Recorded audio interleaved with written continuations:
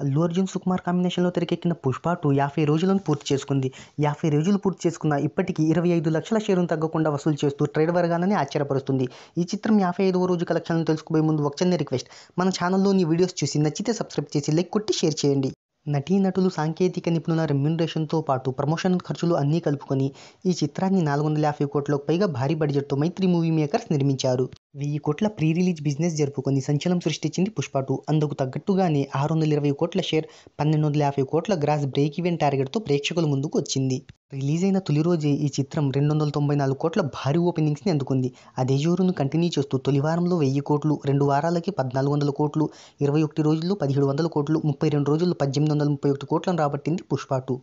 ఈ movie ఏరియాల vice కలెక్షన్లు ఒకసారి చూసుకున్నట్టయితే నైజాంలో 104.65 కోట్లు, సీడెడ్లో 35.65 కోట్లు, ఉత్తరాంధ్రలో 25.4 కోట్లు, ఈస్ట్ గోదావరిలో 13.63 కోట్లు, వెస్ట్ గోదావరిలో 10.32 కోట్లు, గుంటూరులో 16.8 కోట్లు, కృష్ణాలో 13.16 కోట్లు, నెల్లూరులో 8.18 కోట్లు, కర్ణాటకలో 53.40 కోట్లు, తమిళనాడులో 34.86 కోట్లు, కేరళలో 7.60 కోట్లు, హిందీ ప్లస్ రెస్ట్ ఆఫ్ ఇండియాలో 388.40 కోట్లు, ఓవర్సీస్లో 127.26 కోట్లను రాబట్టింది. కేరళ, తమిళనాడులో థియేట్రికల్ రన్ పూర్తి చేసుకున్న ఈ చిత్రం అక్కడ భారీ నష్టాలనే వచ్చాయని అక్కడ ట్రేడ్ వర్గాలు వెల్లడించాయి.